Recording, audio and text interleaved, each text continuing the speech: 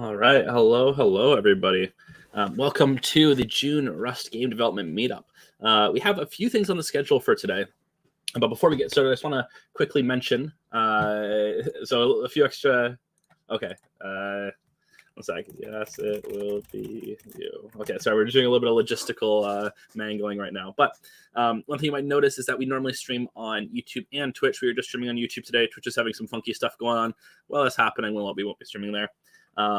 For today, we have a few different discussions. We'll have Kvark here talking about Blade today. We'll have Indy talking about Digital Extinction. I'll be doing a little bit of a walkthrough of the third Bevy jam. I'm pretty excited to see some of the games. And I mean, that happened 2 months ago, I think. Yeah, about 2 months ago right now. But I have not gone through the games yet, so I'm super excited to check that out. We'll also have Keavon potentially joining at some point to talk about Graphite. That is a little bit up in the air in the schedule, so we'll get that sorted out. But we'll hop right into things, and we'll be back in just a second with Kvark.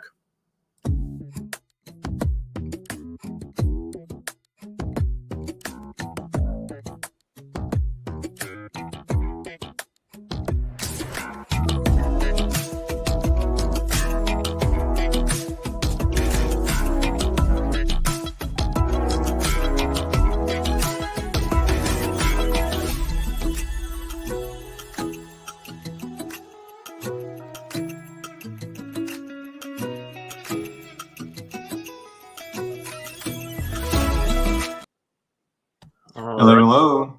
We are back with Kvark. Kvark, we have not heard from Blade in a few months, and so I am excited to hear what's been going on. I'll leave it to you. Yes. Hi, everybody. I was not I was sitting under the rock and trying to build something on top of Blade that would be useful. If you remember, the whole idea about Blade was that it's a super ergonomic graphics API that is very mean, and that's meant to people who know what they're doing mostly. So my idea was that it was not to create it and just like give out to people and say, hey, use it for your needs. I wanted to build something myself on it. And this is an API that I've considered semi-optimal for myself. This is one of the demos I showed the last time. And the path to building something interesting lies through loading nice assets. So this is the stuff I want to talk about right now. This is the rough picture of what I wanted to get. You can see the Blade graphics is on the left bottom. It's the API part. And one of the blocks pointing to Blade graphics is Blade eGUI. That's the integration with eGUI. Integration is super slim. I think I talked about it as well in one of the last ones. The other big block on the right is Blade asset and Blade render. So you can see that the asset pipeline, the Blade asset, does not know about graphics at all. It cares only about, it's fairly general, and it cares about the I/O, so file loading and saving, and providing the interface so that everything else can be hooked up together and used by the application. The main complexity is carried by the Blade render. And this is meant to be sort of a universal rendering solution. You know how in graphics engines, you often hit a problem that the architecture of the engine has to match what the artist is doing largely. So if you have like night scenes, that you would have probably some deferred renderer. If you have like fancy materials, you want a forward rendering, and whether or not you have a lot to stream in or out changes your rendering architecture as well. So what I wanted to do is just a more universal solution that's just applicable to more cases and can be used out of the box. So this one is the core piece of work that I want to deliver. It's by itself, it's a work in progress. So we're only going to be talking about the asset part. And the important bit about this graph is that you can see the Blade asset and Blade render are both in the Quire context, which means they operate inside tasks. And task orchestration is done by Quire so that we can use multiple cores automatically. And this allows us to basically hook things together without worrying about what executes where. And we will see more about this. Why do we need an asset pipeline? For a long time, I myself did not understand the goal of this. So I'm going to explain to you so that as if you were me 15 years ago.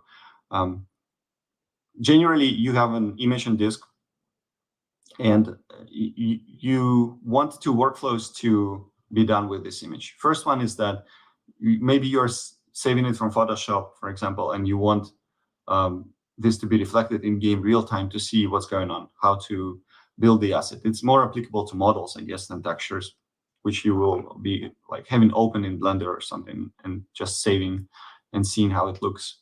And another goal is to be really, really fast. So if you have a JPEG image, for example, in order for it to be displayed on GPU, you will need to decode it and upload to video memory.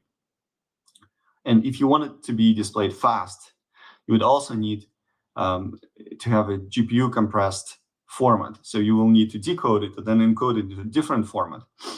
And there is things in the Vulkan ecosystem that help you do this, help to avoid large gaps in the conversion.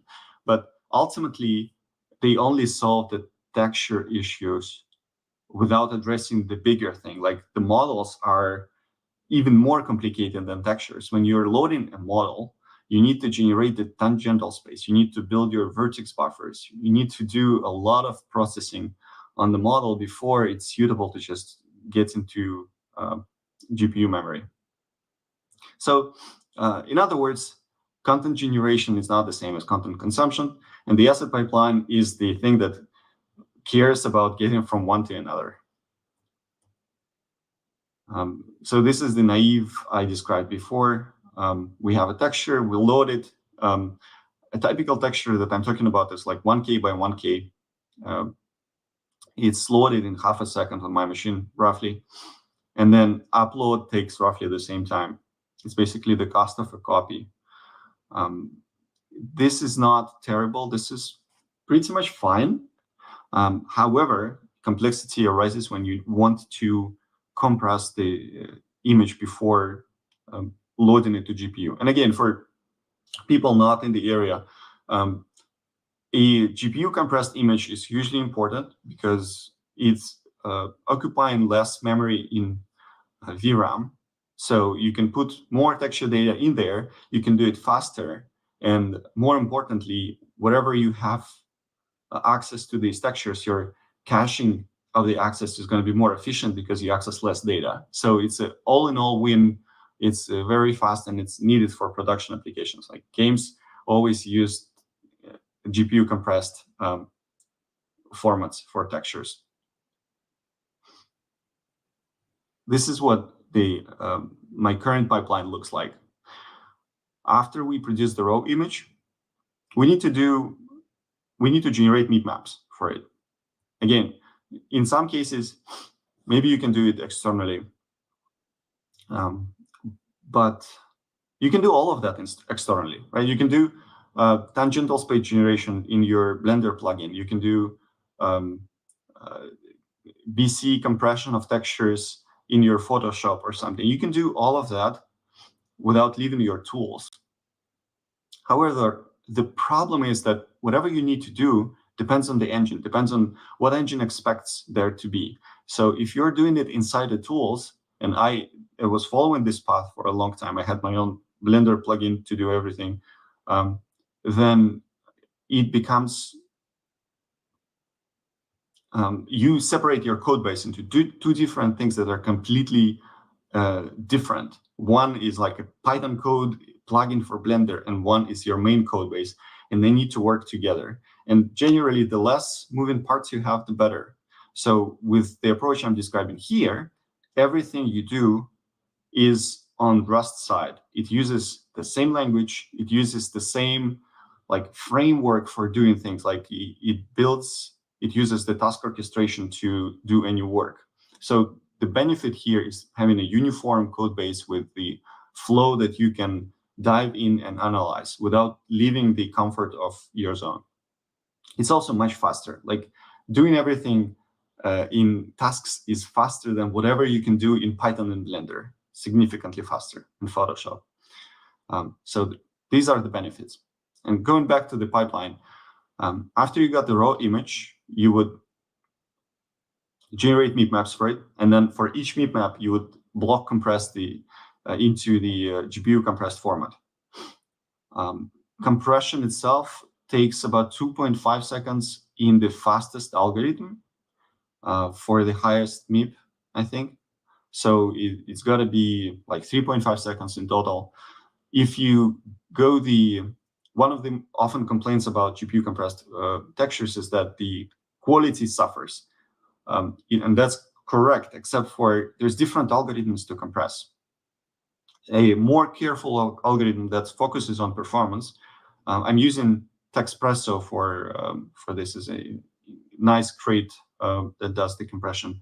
And if you select the quality algorithm, then this compression takes 70 seconds. So way, way longer, but it produces better results. So there is a trade-off. And with this pipeline, you are able to choose the trade-off basically by having a setting in your config file of the game. And you can say, oh, I need quality assets. There you go. You don't need to re-export everything from Photoshop and stuff like that. So when you have that block compressed image, the idea in the pipeline is that you would save it, you would cache it to disk, so that next time you need to load this asset, you can just load the block compressed image immediately. So that's the separation between cooking the asset and serving the asset. And cook, I think, is also, you can see this in Unreal, is using the same term. So the idea here is that serving must be as fast as possible. This is basically opening a file and copying it to VRAM, that nothing else is happening there. There's minimum amount of work.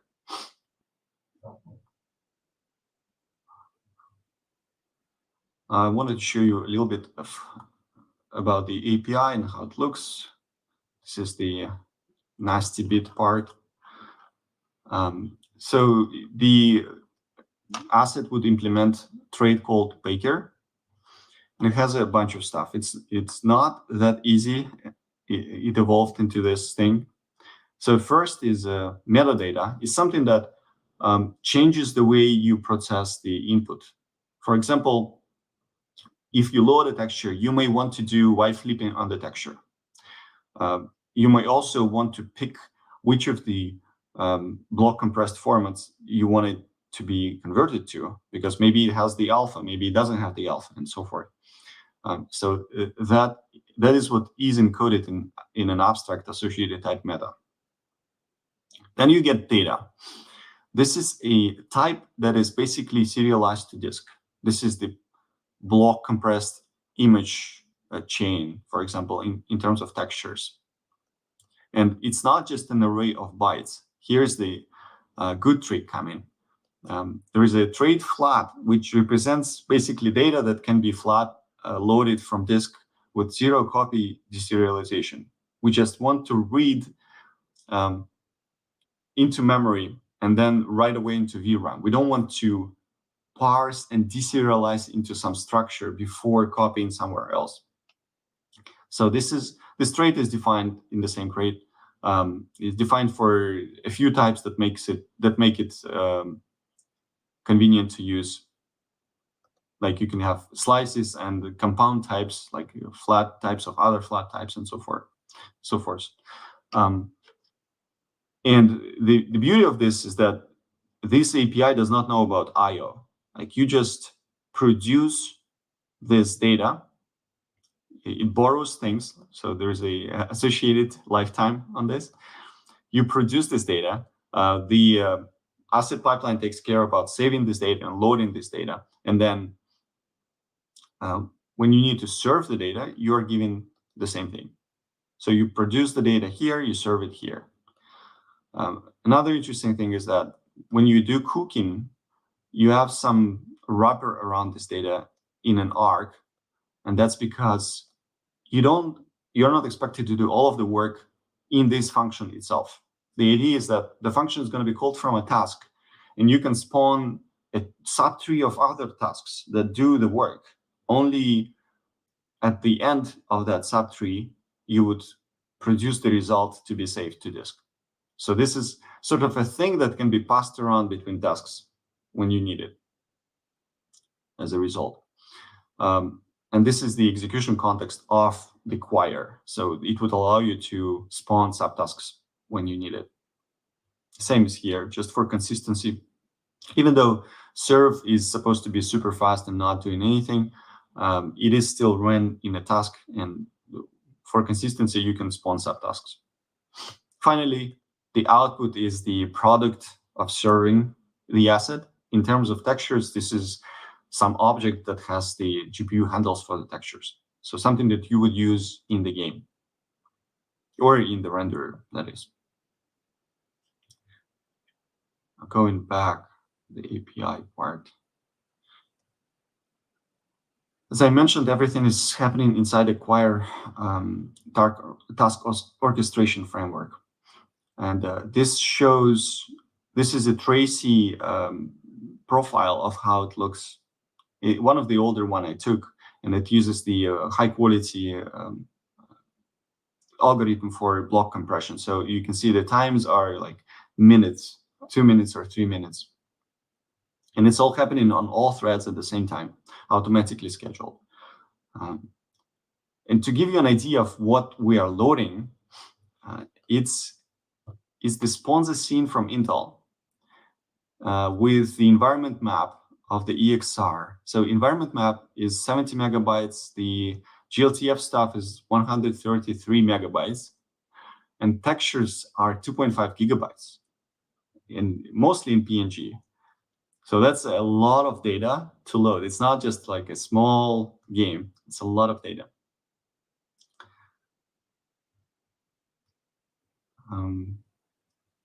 When the data is saved to disk, I choose the following scheme to save it. There's a folder that contains the cache. There's the original file name, which is texture.png. Then we produce the unique hash for this file. And this hash is composed from making sure that the source is unique for this hash and the metadata is unique. So you can load the same texture, but targets in different block compressed formats, for example. Maybe it's referred from different materials under different settings and stuff like that. So it's going to be cached differently in this case. So this is the hash encoded in base 64, and then just raw extension for everything. This is how it's going to look, and we're going to see that. Oh, let's do a demo first instead of the future work. So I'm gonna start it. Okay. Do you see the time, how it happened? It's practically 1 second to load everything.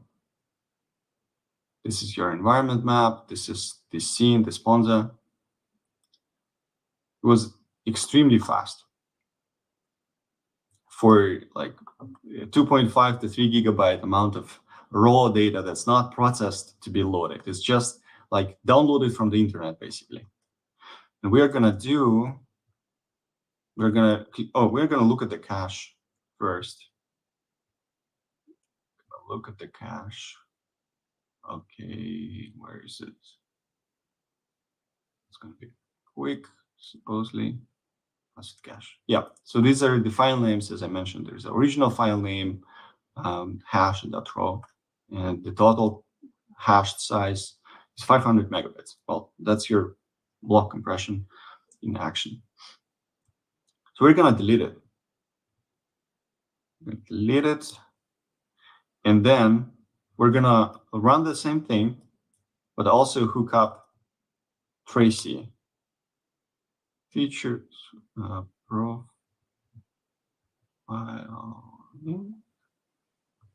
file with Tracy, and I think I need to have one line enabled here to make it happen as well. Yeah, it's a little bit unfortunate that we have to do it, but still. So this is Tracy profiler open. We're gonna see how the scene is loaded. There's some spinner here. Yep, these are our tasks, and it's done.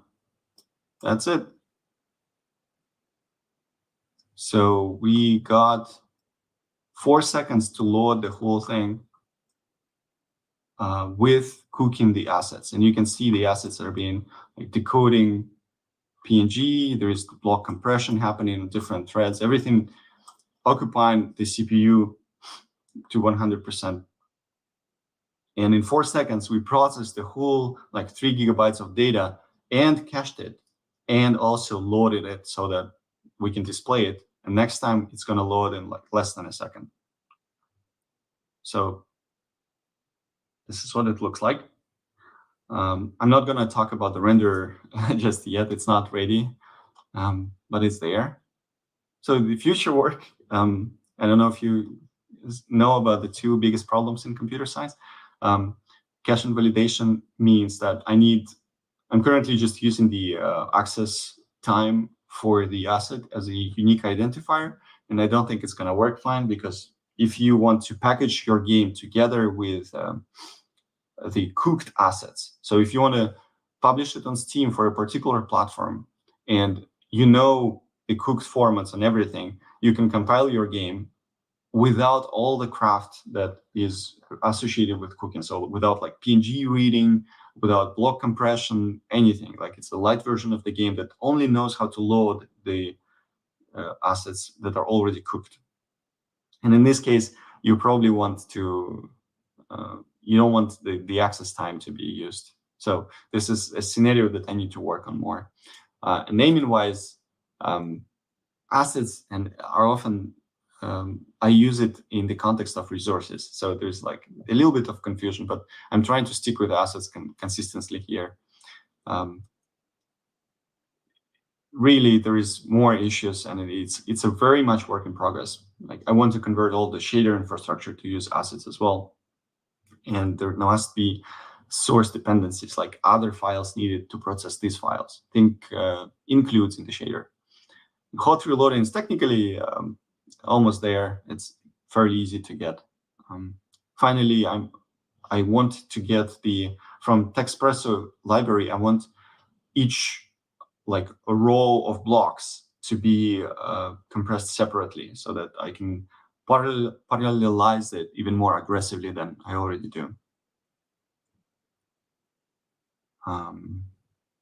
Yeah, well, that's what it is right now. I'm gonna kick it again just so that I can fly. Even resizing works. It's a big thing. Yeah, this is ray tracing real time. It's smeary because I'm not doing enough invalidation, and the algorithm needs a lot more work. But it's there. There's some basic stuff going on. There's no denoising either. What you see here is basically reservoir accumulation in Restir. So when you move, it's using the old reservoirs. It's not trying to look at the previous frame right now. You can tweak all the thing. You can look at performance. It's currently about 30 millisecond time. And given that this is a very basic laptop, I'm showing it to you, and we're also streaming, I think that's pretty good. Can do better. So yeah, that's me.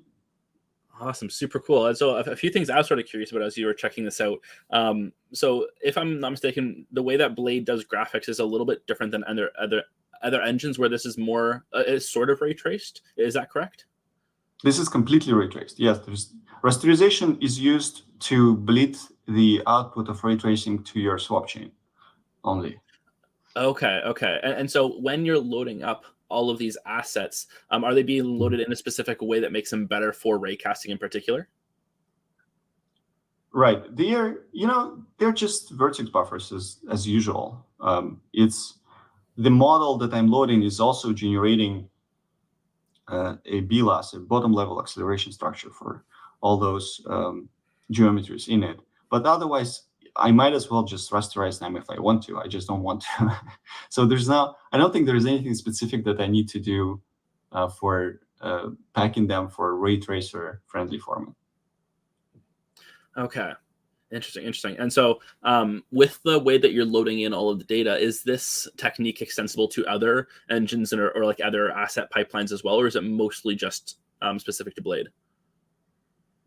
No, I think it roughly matches what other would want to do. Like I know the Arcana Sierra is having a very similar approach to assets. It's just the author took a different path for the API to get it. Like they have structures that are annotated, and I don't remember the exact difference now. But basically, the API is very different, and they're not integrating with the Quire task framework. The task framework. So this is probably the bigger showstopper for other engines. If you don't want to use Quire, then it's going to be more difficult to integrate. Yeah. Okay. But that being said, being able to build on top of Quire is mostly just having like a task framework to be able to do stuff. Like that's what Quire's point is, right? Yeah. Okay. Super cool. All right. Well, it's been awesome seeing how some exciting stuff is happening in Blade. And I mean, as always, it's fun to kind of see all of this experimental prototyping and playing around and kind of getting a little talk about it. So awesome. Thank you so much, Kvark. Thanks for listening. Absolutely. And we'll be back in just a few seconds with Graphite.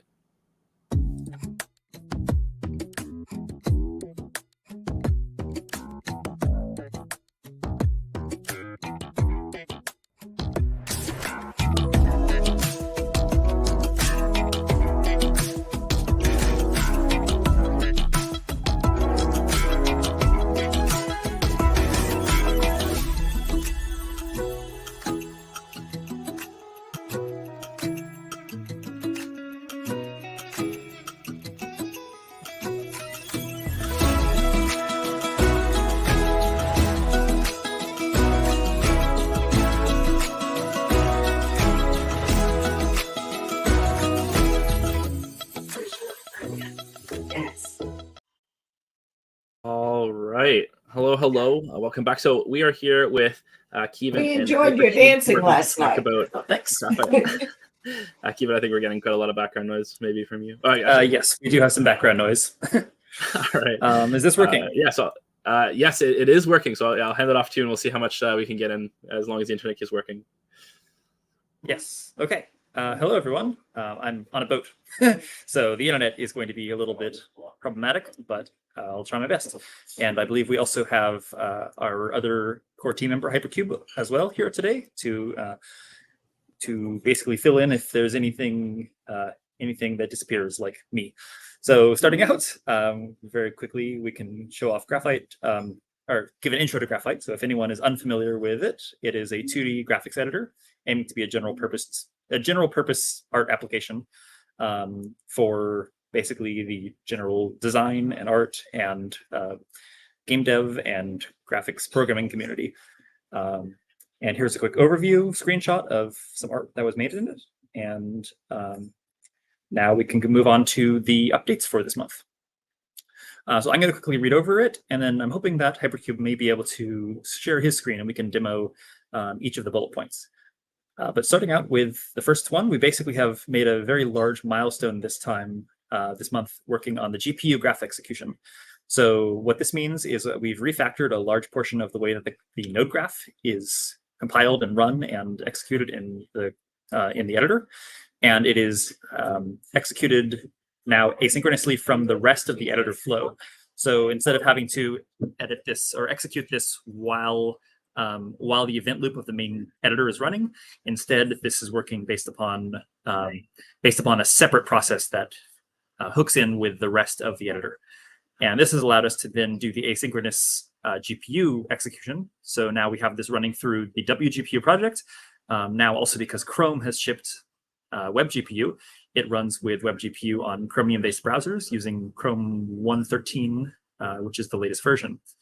This is still experimental, so we do have some difficulties running this in a more generalized way, but at least in the simplistic case, this does work, and we do have some prerequisites that we're going to be working on improving to be more streamlined for users going forward. Some of those examples would include a compilation server, which will basically do the node graph compilation on a server, at least pieces of it, the necessary pieces that are needed to be streamed to the browser, so you have the correct shader at the correct time that represents the pieces of your node graph, kind of acting like a compiler. And then finally, we have the shaders basically compiled with the Rust GPU project, which is Embark's project that creates a shader backend, a shader compilation backend for the Rust C compiler. And then finally, the other big topic of this month has been a much improved brush tool. Since last month, we had the MVP. It was a very MVP though, because it was very much suffering from performance issues, but now it has basically real-time performance. And it also has now a new feature, which is erasing and blend modes. So the erasing allows you to remove the alpha of previously drawn pixels, or also the pixels from another image if you're drawing on top of an image. And blend modes allows you to change the color, or blend the color of what you're drawing onto what is beneath it. So with that in mind, hopefully Hypercube might be able to screen share now, and we can start out by showing the GPU graph execution in action. Yes, yep. I'm just going to listen for any kind of audio cue. Here we go. Hello, Hypercube. Yep. Hello. Feel free to introduce yourself if you want as well.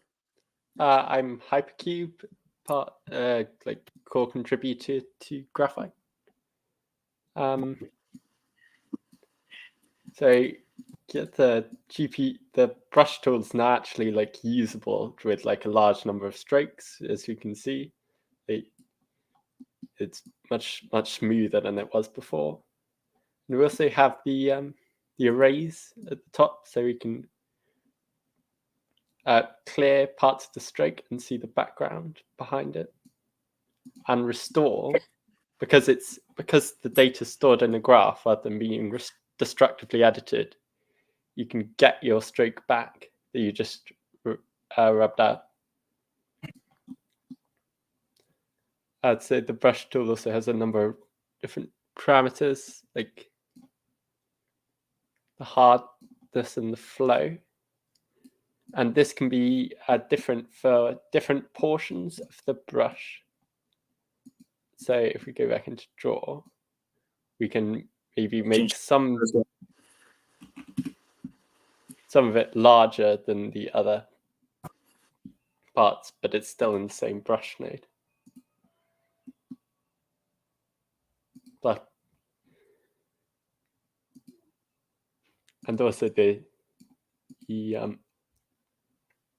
those are more useful when there's a coloration to the brush. So if you do pick one. Yep. Lighten, for example, will lighten, it will apply the lighten blend mode to what it's drawing on. Actually, there are still a few bugs where it has this sort of rectangular shape, but I think we have to fix that, the way that it blends on some of these blend modes, but on other ones, I believe it works perfectly fine, such as multiply.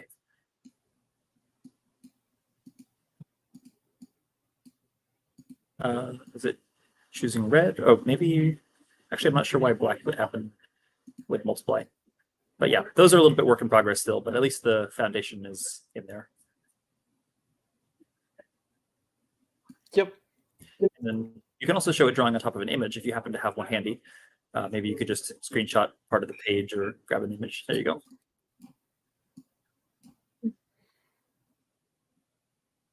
So the cool part is this now allows you to actually drag an image in and then draw straight on top of the image, and it will modify the pixels of this image. Need to select it as well. Yeah, so if you have that layer selected, it ends up drawing on top. And here's where it looks much better to do a blend mode, as we have, I believe, multiply selected. It's actually multiplying the red pixels into the rest of the image. Yep.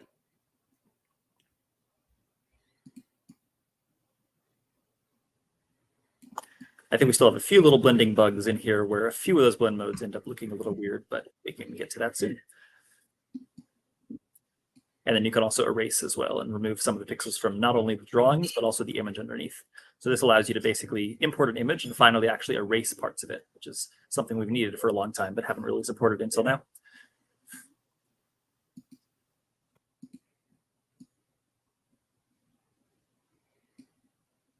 Yeah, so I guess the next thing to show would be any GPU-based blending or GPU-based execution. So if you're able to pull up perhaps maybe the draw canvas node, and this can demonstrate how, first of all, this is not directly the GPU execution, but this is part of it, where if you insert this draw canvas, what it's going to do is it's going to directly, oh, that's weird, what happened there? But what this does is it will directly output, I believe this might have crashed part of the editor. This normally requires reloading the page in this case. Possible this is a little bit of a last minute integration error where we have a bug that slipped in last minute. But what this basically does is this node allows you to draw straight to an HTML5 canvas. There we go, that looks better. So now, yes, now we can see that this is actually drawing to the canvas. And when we hover over here, you can see it is drawing the stroke not to an image, which has a little bit of a slow encoding time, but instead it's actually to the execution through the canvas itself. Which is much faster, and it allows us to stay directly on the GPU rather than having to go from the GPU or from the CPU to CPU-based encoding of an image to back to decoding of that same image by the browser and then sending it to the GPU. Instead, it does all the blending directly on the GPU and remains much faster at displaying this. Yeah, Hypercube, are you able to? Also, it's possible my video is frozen, but okay, I do see you moving cursor. Oh, okay, I think I'm caught up now with the video. It might have frozen temporarily. Anyways, back to.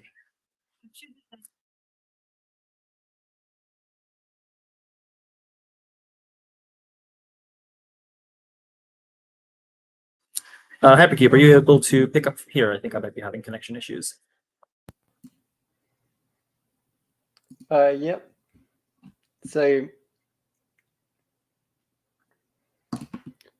other than that, I think we've got added toggle filling from gradient to solid with the toggle button rather than the buttons at the bottom, allowing you to expose that into the node graph. And we've also I think we have a number of small features, including that one. I think one more also would be. Sorry, I'm actually forgetting at the moment.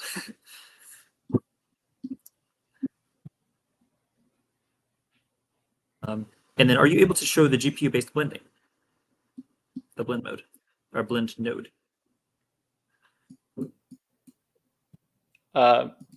Maybe.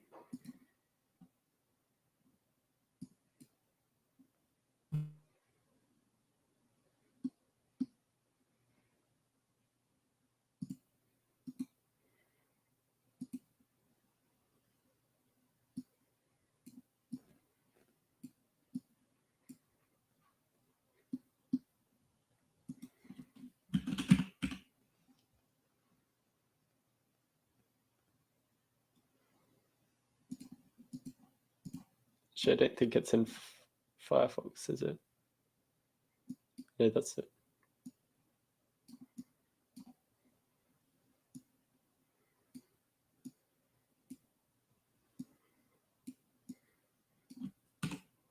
This might be because, are you using the flag enabled for WebGPU in Firefox? It might only work in a Chromium-based browser.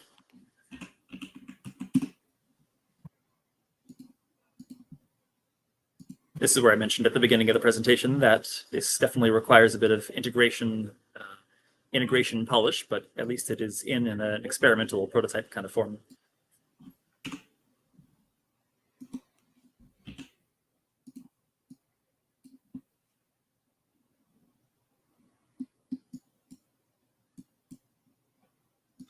That doesn't appear to be doing anything.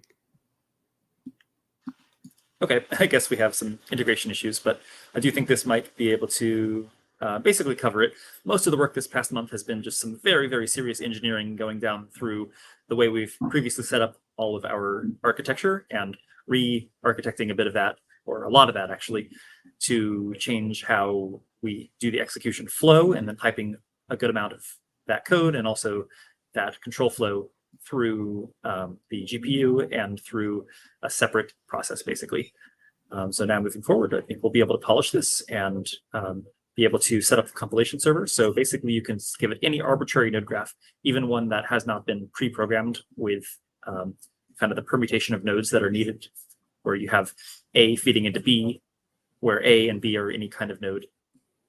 Being able to have all those permutations of nodes feed into each other is where that compilation server comes in and fills in the gap. If there's any node A that feeds into any node B, that would be able to provide a shader, a GPU shader, a compute shader that runs on the web GPU for that combination of nodes. I think that might have been potentially what we ran into here. Maybe not in this case, but yeah. So I think that probably covers it. And thank you for tuning in. I'll be back in a more normal position to present. And thanks Hypercube also for standing in for the presentation as well. Awesome, good stuff. Well, yeah, I'm super excited to hear more about how the GPU stuff progresses in the future. I think it's like some really exciting new stuff that we're seeing in Chrome with Web GPU, and also it's awesome to hear y'all are using Rust GPU for some of the shader compilation. And so, yeah, I think this is some pretty cool stuff. So thanks both for showing up. The Rust GPU project is extremely exciting. Being able to write our shaders and our nodes in one code base. Essentially, we only have to write our shaders once. That's definitely something that I'm pretty sure no other project has been able to do. For example, Blender has to implement their nodes, all of their nodes for their different node graphs. They have to implement a different version for CUDA and for OpenCL and for CPU, and possibly even another one for optics. I'm not sure if that counts as CUDA, but they have to do a bunch of separate implementations and then ensure that there is feature parity in every single possible way. And we basically just get to write it in Rust, which is very exciting, and have it compile to any backend, whether that's running on the CPU or the GPU. And then also make it that's to be portable. super awesome. All right, good stuff. Well, thank you so much, both, and we will catch you next month. Okay, thanks. We'll be back in just a second with Indy for Digital Extinction.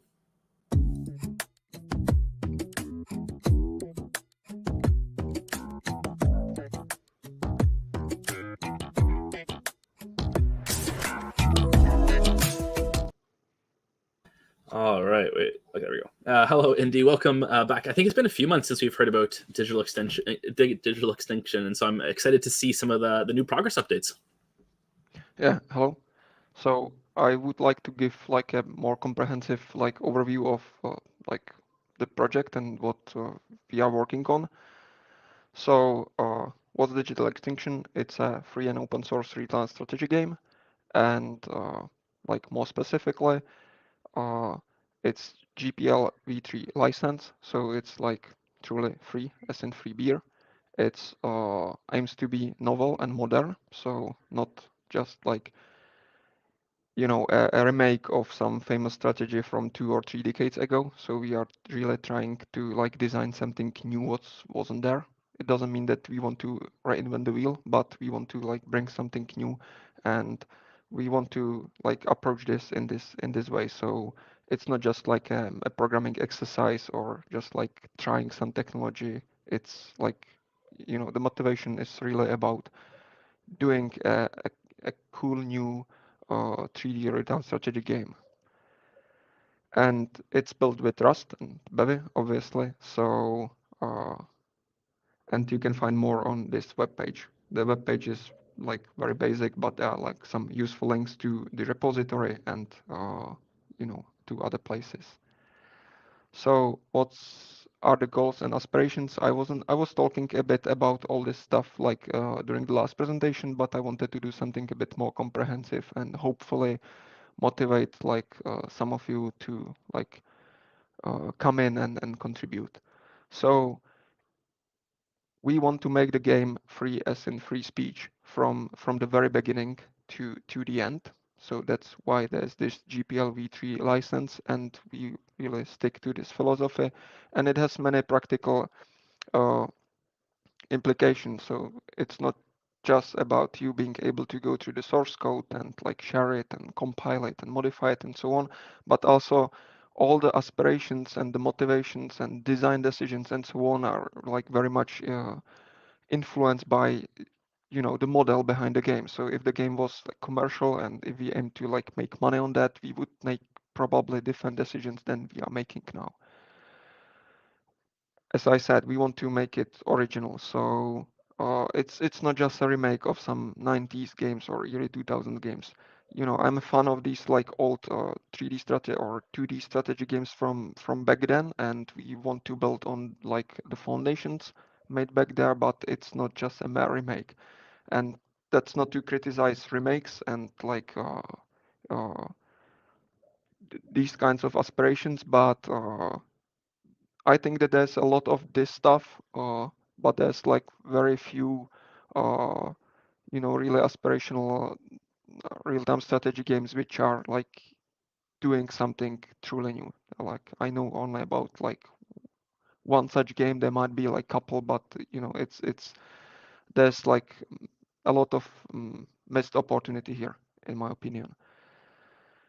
Another goal and aspiration is that we want to make it a truly strategy game. So it's not about like actions per second or actions per minute. It's not about bursts. It's not about like some winning strategy, just like exploiting some part of the game dynamics. It's about making the game truly strategic. So a player who consistently outperforms someone for prolonged periods of time should win, instead of a player who just like has like some strange opening which like guarantees him a win due to like, you know, being just 2 seconds, 5 seconds faster in while building a tower or something like that.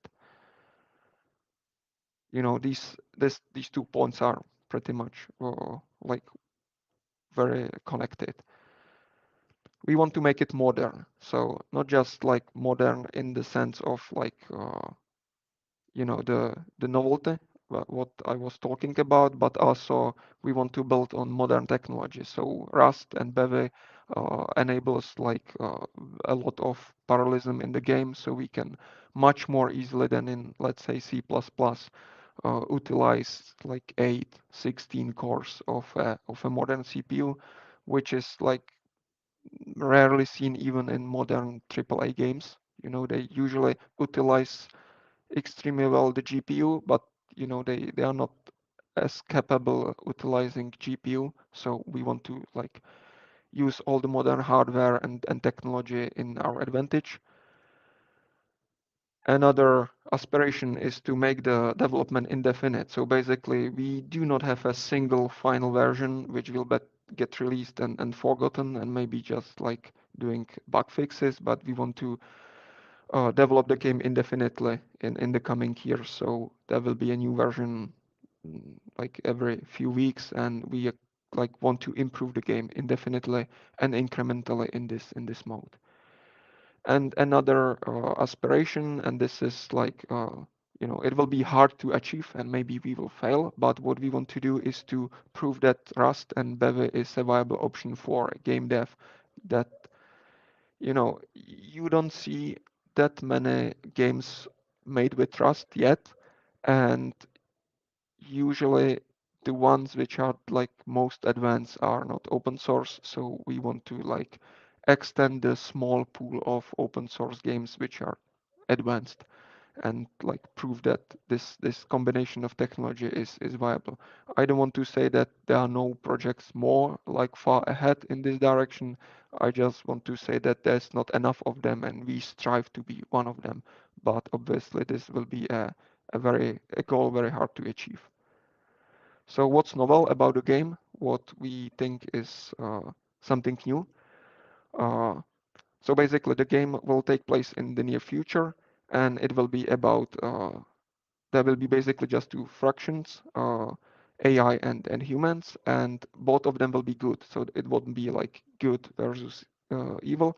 It will be that both of the factions are thinking somehow with the paranoia that the other faction is trying to exterminate them. So it's the story plot, which is very basic at this point, but the idea is that in the near future, when like humankind achieve AGI, it will get scared and it will like see signs of the AGI taking over and exterminating humans. But so you know, humans decide to fight against the AGI, but then AGI from their perspective will see a threat in humans and it will think we didn't want to like exterminate them, they want to exterminate us, so we have to like win over them. So there will be this kind of attitude to the plot, that like both sides are somewhat in a sense good, but they just like don't trust each other and it results in a war. So that will be the plot. And how the game dynamics will be novel. So what we want to do, or what's at least the plan at this point, is that there will be like just material. So there will be mining and this like material stuff as seen in many existing game. But what will be like new, in my opinion, is energy. So basically, for any action uh, in the game, you will need energy in the form of electricity, for example. But the new thing is that you will have to build an energy grid. So usually what you can see in RTS games is that if you mine some material, if you like have some economy, you usually like have this global number of how much material or how much energy or of how much whatever you have. This will be about the energy grid. So basically, you will have to build the energy grid to distribute the energy to different parts of the map. And obviously, your enemy would be able to attack the grid and like, control some parts of the map. And this like part will be like the main core part of the gameplay. So you will have power plants, you will have batteries, and you will have to connect these two with some power hubs to build the energy grid. And you will have to do some research and upgrades and so on to bring enough power to all parts of the map where you need that. So what's the plan for the near future and the long-term future? First, we want to build a POC. So I will talk about that a bit more in a minute. Then we want to build version 0.1, and after that there will be probably a train release, so something like a new released version every 6 weeks indefinitely.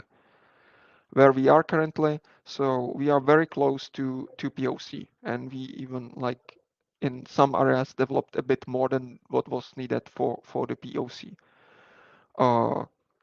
Development is taking off, so for most of the time I was the sole dev with occasional contributions from other people, but in the recent month or so it was like there was like several pull requests made by at least 3 different people, so that's good. It seems that like finally the game is taking off and won't be one man show anymore. And the best is to show you a video so you see how it actually looks like. So this is a walkthrough from the game. So there's a web server which tracking like online games. So you can create an account at the web server and sign in or sign up.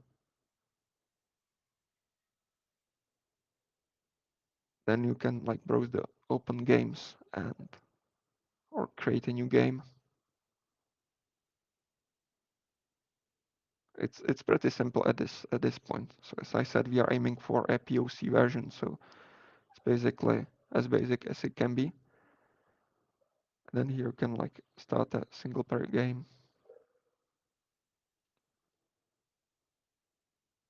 And this is how the game actually looks like at this point. So you have a minimap, you have like 2 types of buildings, and you have an attack drone. And it's basically all there is at this point.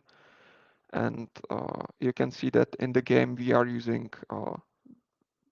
like placeholder models instead of some like nice animated 3D graphics, which is good enough for the development, but obviously it's hurting the game in the sense that it looks like less advanced than it actually is due to the graphics being very basic. So hopefully we will have some like nicer graphics made by someone in the near future, so we can like replace this placeholder models. Yeah, and that's it. So this was basically how the game looks like as of now. And I'll talk a bit more about the POC version. So we want to have the POC version done first. That's the first thing. What it is, it's like something you can play from start to end. So it basically means that you can like open the game, open a multiplayer game online, a few other players will join, and you will have like a simplistic game, and someone will win and the other people will like lose, and that's it. But it has to be end to end. So we have to do the lobby server, which is like a web server. We need to do the networking, like it will be likely, and it's already in progress, some UDP-based networking. So the players are synchronized. There has to be like attacking, health, building, construction, game end detection, some simplistic main menu and rendering and so on. So all these basic functionality. But that's it. That's all we want to do for the POC. So we have a clear achievable goal for the near-term future. We will do much more after that, but the focus as of now is for this, so something extremely basic and achievable in the near future. Why we want to have it? That once we have it, and once there's actually a game you can like download and then play on like your computer when it's smooth, when it's not crashing, then it will be a proof that we mean it with the game, and hopefully it will attract more developers and possibly even players like waiting for some like better versions. And it's important psychological milestones for everybody to see that we've achieved some milestone, something real, and so we can move on from that point.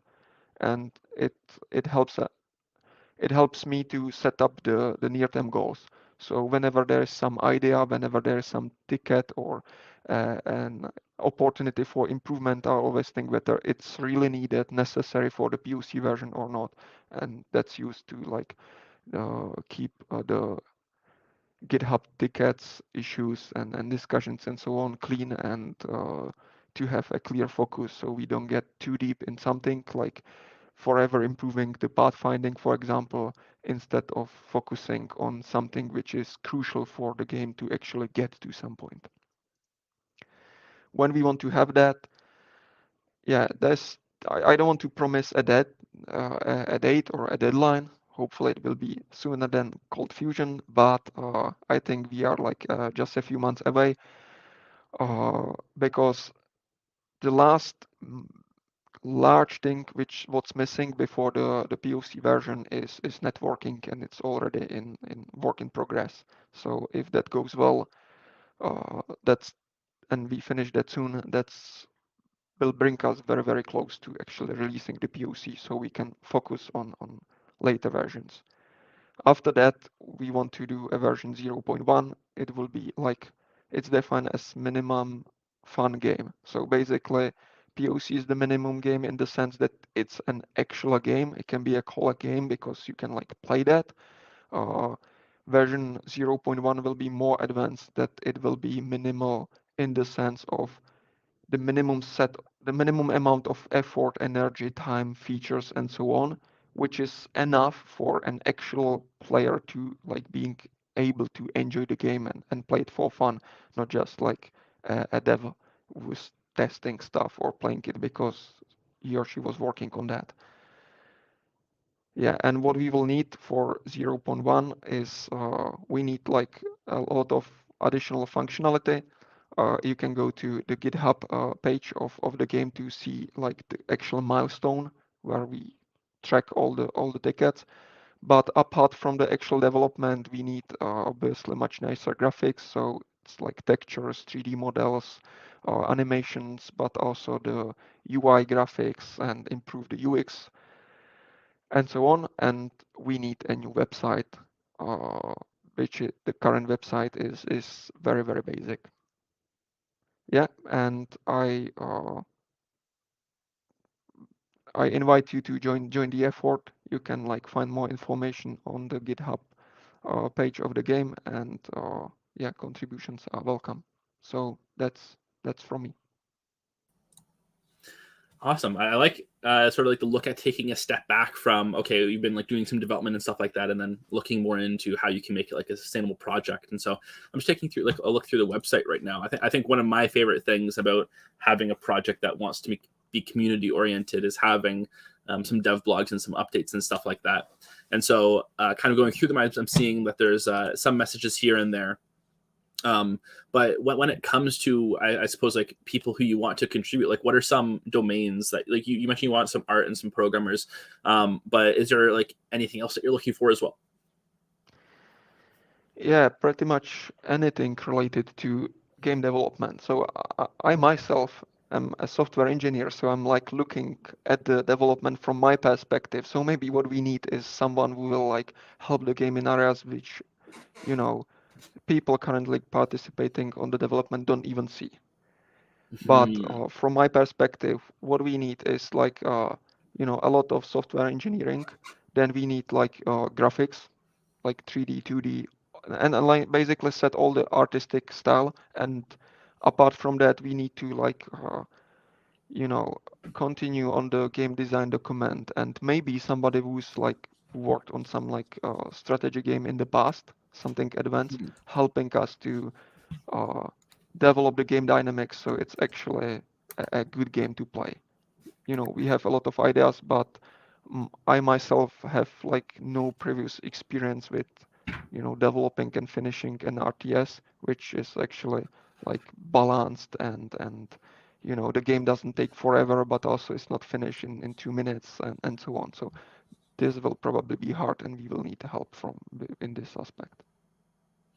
And Yeah, you mentioned there's like the design document as well, and so like how is that forming and how is that being worked on?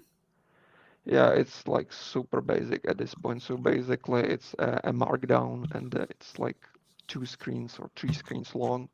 So there's like a detail of each like building and unit and what it's doing, and at the top there's like some high level like part which talks about the energy and like the overall design.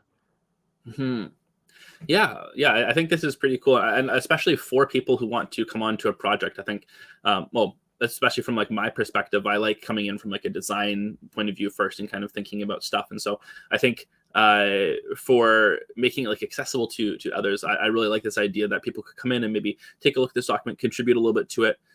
Especially with Valorant, we did have a lot of people early on who contributed a lot to like the story of things before we necessarily had a lot of the mechanics there, but it helped us form a lot of like an understanding of what other species in the world could look like or what other enemies could look like and stuff like that. And so, yeah, I think this is a pretty good way to look at it pretty holistically.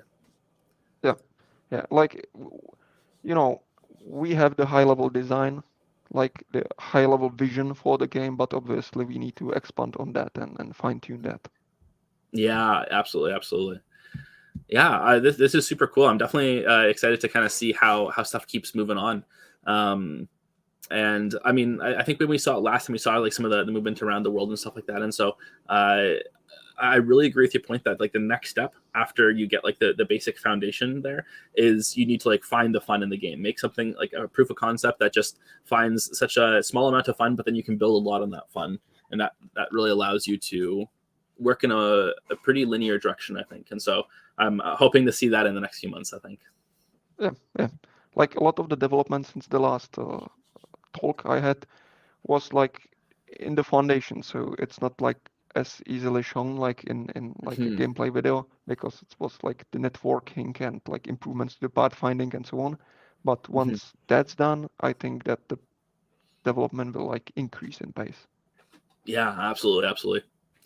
All right. Well, thank you very much, Indy, for showing stuff off, and I hope to see you again in the near future. Yeah, thank you.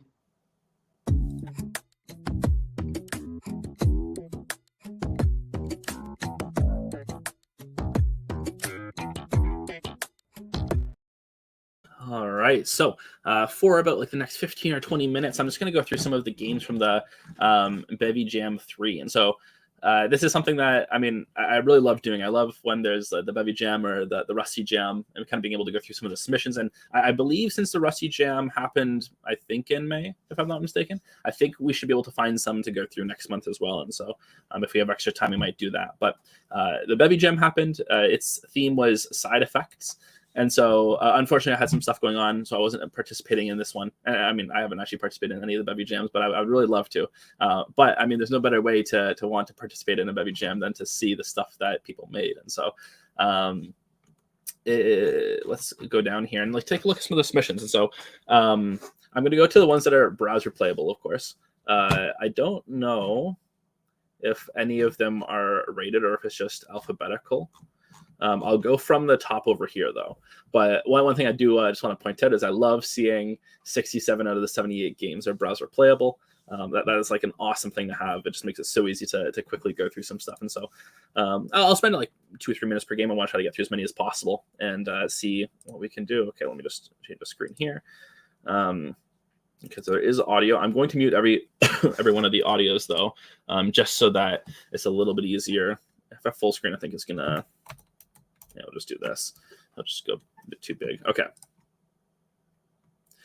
Oh, okay. This feels pretty nice. I like the little bit of polish that's added in for. Oh, okay.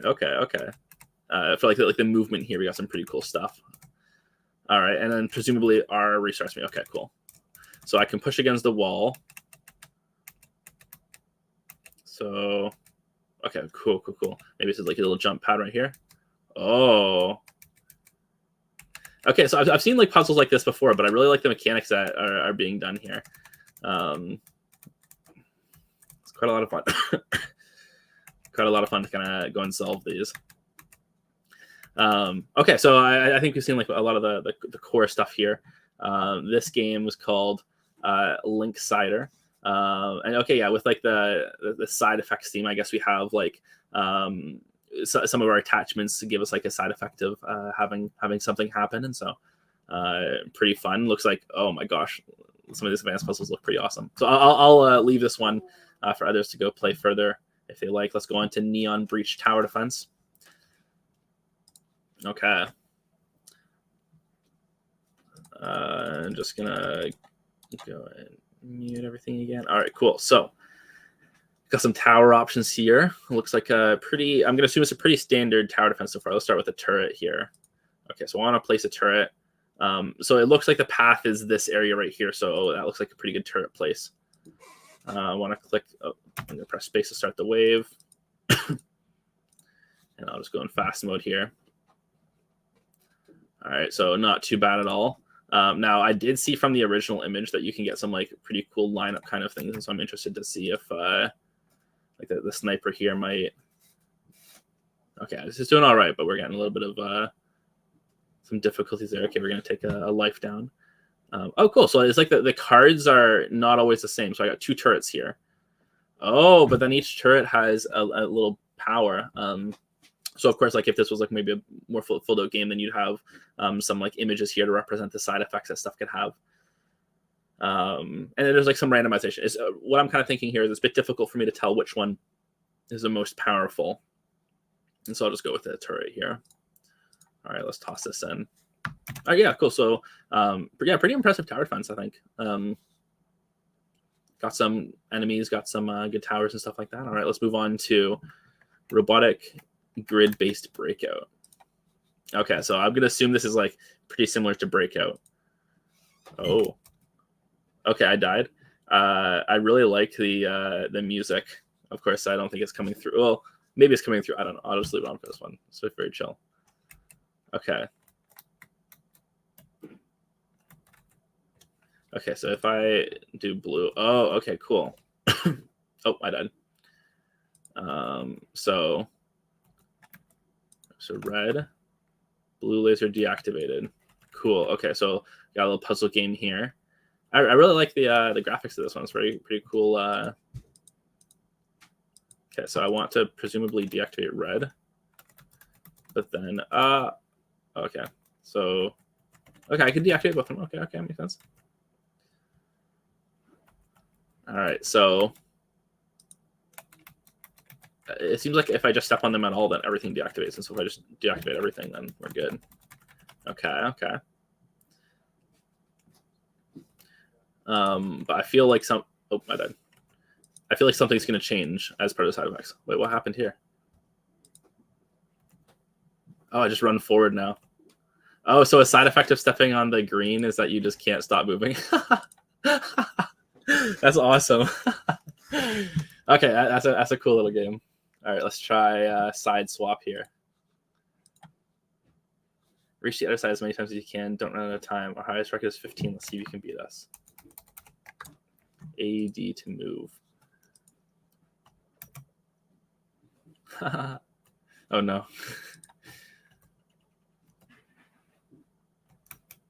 Oh, okay, I'll hold the space a little bit. Inverse keyboard. Oh gosh. Fast platforms. Oh, I have to touch. Do I have to touch the other side? Oh, we're in dark mode here.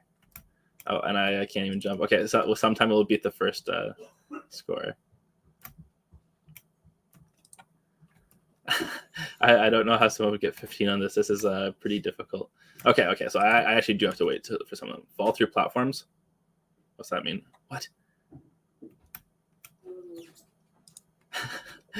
Low gravity. Okay, I can do a long jump on this one, or not jump at all.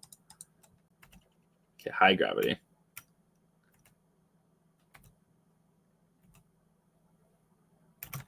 Oh, geez. I did not expect that. Okay, I think my skill level here is not gonna come on. 2 points, yes. You have 3 points. Easy. Oh, inverse keyboard. Oh my gosh. Okay, that's pretty difficult. That's pretty fun. Okay, so I saw the image for this one. It reminds me a lot of. Okay, I'll leave this one. It reminds me. It was a card game. Like you're in like a cabin. You're playing against like animals. I forget the name of that game, but it reminds me of the vibe of that. It's on the tip of my tongue. Okay, 4 sides, castles, sturdy walls. Each wall has infinite amount of arrows. Multiples to throw. Okay, so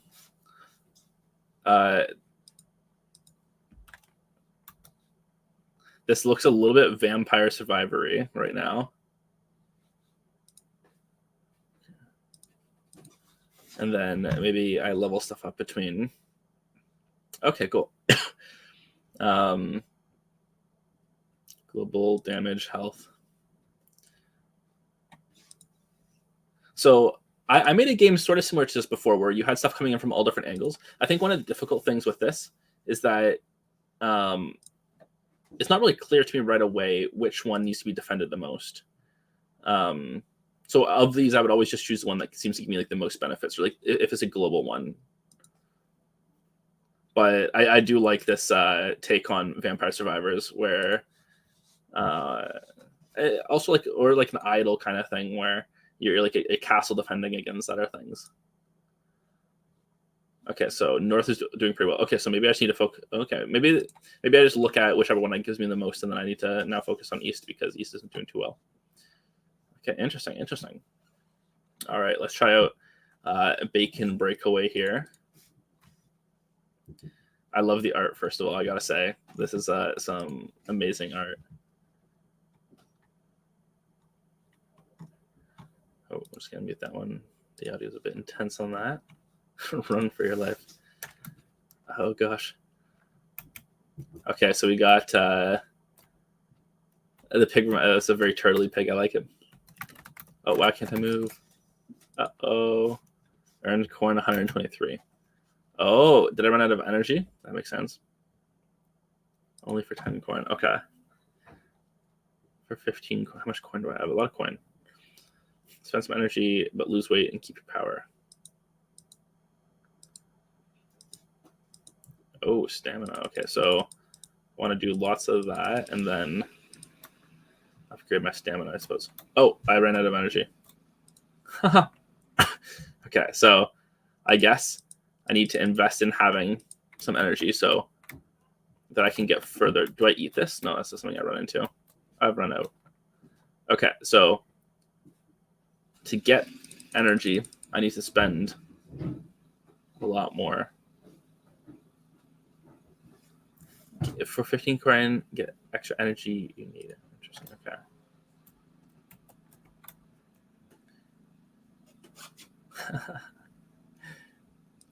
All right, I like this type of game where you kind of gotta build up a little bit, but I feel like I'm not making enough corn each time to get ahead, and I think corn is just distance, and so if I just run as far as I can. Okay, so I'm going up a little bit there. Yeah, okay, a little fun game. I am curious on if we have like one programmer, one artist on this, or if this is programmer art or anything like that. Very nice, very nice. All right, we'll do a few more here. So we got a sidle effect. Nice. Idle game, almost arcade. Expand your play area. Click and drag to move the camera. Okay, I'm like a sucker for these kind of games. Very like factory-esque. Got a nice grid here. Okay, so gain. Okay, so a pretty cool grid. We can unblock that, but why could we unblock that? Unblocking, save. Well, okay, so it looks like each of the interactions here are quite small, where like you wait for something to happen, then unblock. Oh, it blocked it. So when something's flashing, I can click on it. I really like the it just grows as you go. Okay, gain, unblock, gain, save. I think my screen's a little bit funky size-wise. Let's see. Okay. I wonder if I wonder if the grid's pre-made, or if we're getting larger as we go. Save. So what does save mean? Save it from dying, maybe? Gain block. Oh, so this is like its own separated graph from the other graph. Okay, unblock. This is quite a lot of fun on a tablet. I wish there was like detrimental things that happened if I didn't do stuff long enough. Let's try like leaving some of these for a bit. Okay, save. Is it going to turn like red? That's what I want to see. Okay, it looks like stuff might be stun locked, but we're still pretty large. Can't read the whole rules yet. Figure out the rules. Okay, I like that. Awesome. Okay, undefended. We got some pretty cool 3D models here. Move. What's it saying? Normal. Okay. Nice 3D stuff. Oh, that's a nice movement. Okay. Oh, cool. So, is there a jump option? Move, interact, jump, space. Okay. So, because of physics, I think like if you just go forward, then yeah, you can like just walk over stuff of like one distance. Nice. Okay, so we got a little platformer here. I wonder if I could jump on these, but I don't know if I need to. Oh, maybe it's like the path that they'll take, so I could like wait for something to come along and then well, close. Oh, I didn't make it that time. Oh, it's like maybe a tower. Maybe those like the baddies that I gotta kill. Okay, how do I kill them?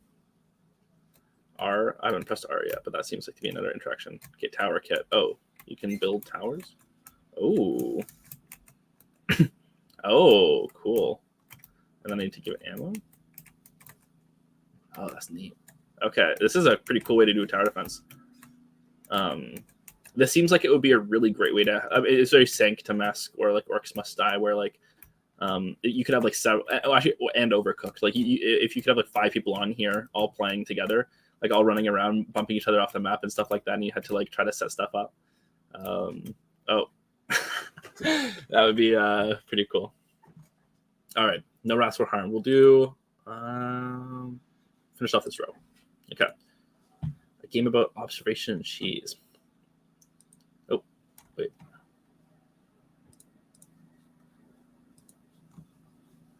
Oh yeah, okay. This is some nice art. Side effects. Oh, report. Okay, so promotes healthy appetite. So I want to get one over to that cheese, one to that cheese, presumably.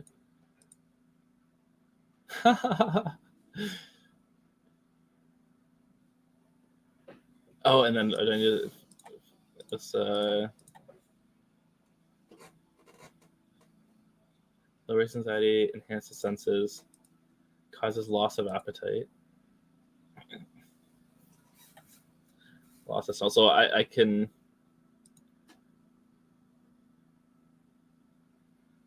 So I want it to get over here, I think.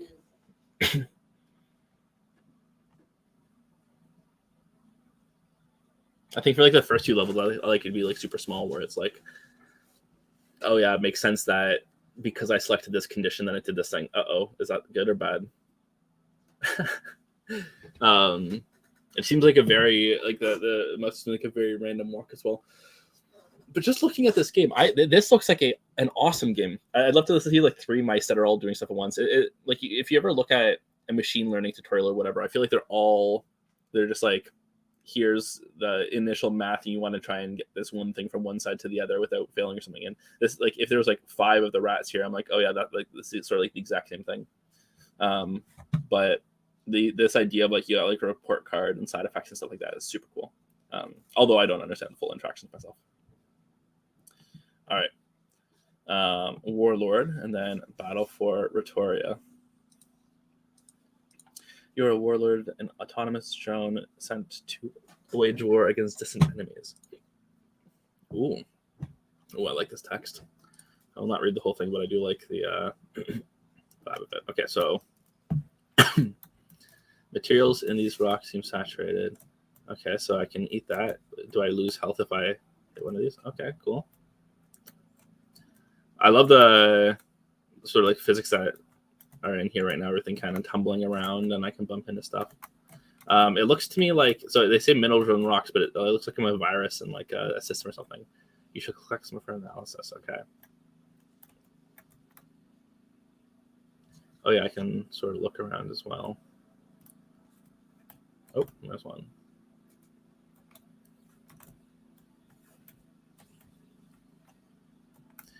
I'm wondering like where the bounds are of the box.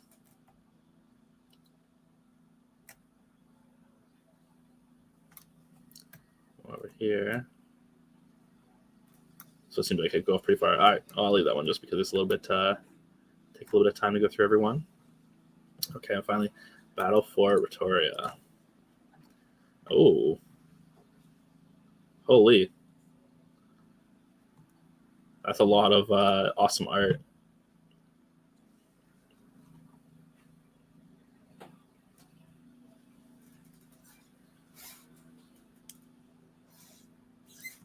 Take a look here. So it looks like lots of food trying to oh yeah, the art on this is amazing. Let's mute the audio again because it's a bit funky for me. All right, I apologize that I'm going to skip through all of this to appreciate the, the mechanics. Okay, so we got some story items. I like it's like medieval kind of vibe. We got some options in the story.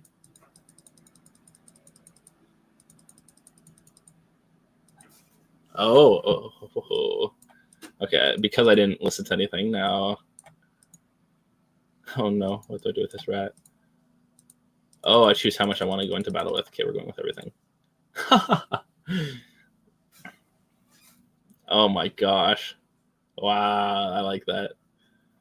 I wonder if it's like a simulation. Like, so this looks like I think it's an ARPG, but it or like the way that combat works, or just an RPG, and except if it's a simulation of like they walk at each other and then do a fight. Oh, I got 2 of these. Okay, we're just gonna use everything. So, I mean, strategically, I probably wouldn't want to be wasting all my food. There's like this, like, I don't know, game on like mini clip however long ago, like a Flash game, Age of War, maybe something like that, similar type of thing. Okay, very much like the effort that was put into this. Okay, awesome. Well, I think we'll stop off there now. Of course, there are so many games here that you can play in the browser. Just looking at some of them, I mean, I really love how diverse they are. I think in the last Bevy Jam, many of the games, if I recall correctly, felt like very 2D. You're putting together some interactions, but maybe not achieving like full like gameplay in some of them, or maybe it's just like stuff wasn't as easy to go ahead with. But it seems like there's a lot more 3D stuff. There's a lot more like mechanics that are that not really feel multidimensional, but like more complex maybe. And so yeah, just like as I'm looking through here, we got like a lot of platformers. Oh, factory game. Oh, I love factory games. And just the art as well. The art is so amazing. I love seeing just how creative people are getting with a lot of the games in the Bevy Jams. All right, so that is all for today. So thank you everybody who presented, and thank you everybody who came out and checked stuff out. We'll be back next month, and of course, as always, Gamedev.rs. If you have something to show off this month, we just released the April newsletter about a week ago. If you have something that you want to put in the main newsletter, you can always go to the GitHub issue that we have created, which should be under the Rust Gamedev repository, and we have our interesting our main newsletter as well. And so feel free to go add your own stuff. Feel free to go add some other content as well. But other than that, we will see everybody next time.